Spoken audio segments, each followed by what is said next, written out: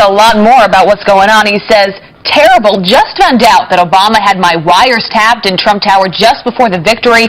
Nothing found. This is McCarthyism. Is it illegal for the sitting president to be wiretapping a race for president prior to an election turned down by court earlier? It's a new low. And he also tweeted, "I'd bet a good lawyer could make a great case out of the fact that President Obama was tapping my phones in October just prior to the election." So we're following this like you are in real time. These tweets just came out in the last 10 or 15 minutes. What is he referring to specifically? Has he been briefed on something specific the public doesn't know about yet? Or there have been reports suggesting that there are intercepts of some of the conversations of General Flynn and others on the whole Russia deal. And so is he suggesting that the intercepts with information of the conversation, did that come from a wiretap approved by the Obama administration to, though specifically, he says, tap into the phones at Trump Tower? At Trump Tower, which obviously a sitting president going after essentially the incoming president would jack up this whole story the current president has been talking about how the Obama administration was setting traps,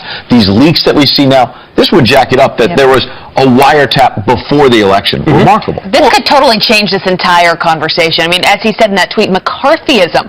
I mean, this really jacks it up. Well, it's a witch hunt. If you do believe that the previous administration is doing anything they can to discredit you, to include declassifying intelligence before the election so that if Trump wins, the information's out there to build a case that there's some sort of collusion with Russia, why would it not then lead you to believe maybe they did take some steps, some extraordinary steps while still in office to monitor whether those conversations were going on? And as we've seen before, the president has been pretty astute about getting ahead of the news cycle with more information because he knows it. He sees it. He's got intelligence briefings. He looks at it. We don't. He tweets it. We speculate about it, and then more information comes out to affirm it. And even before the president raised this to a whole new level this morning, you had Rush Limbaugh yesterday talking about this very thing, basically saying the Obama administration on the way out the door was trying to spring a trap. Watch.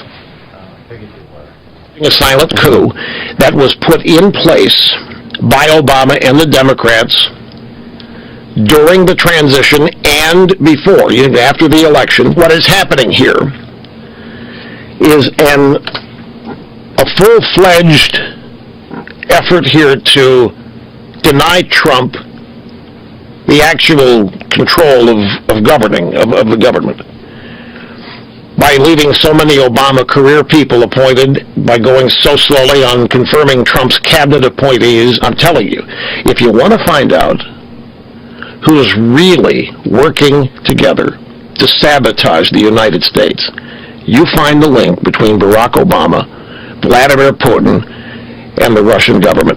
That's the story. You know, the conservative talkers have been all over this. Rush Limbaugh, Mark Levin calling it a secret coup. You put it together, what's being done against this president.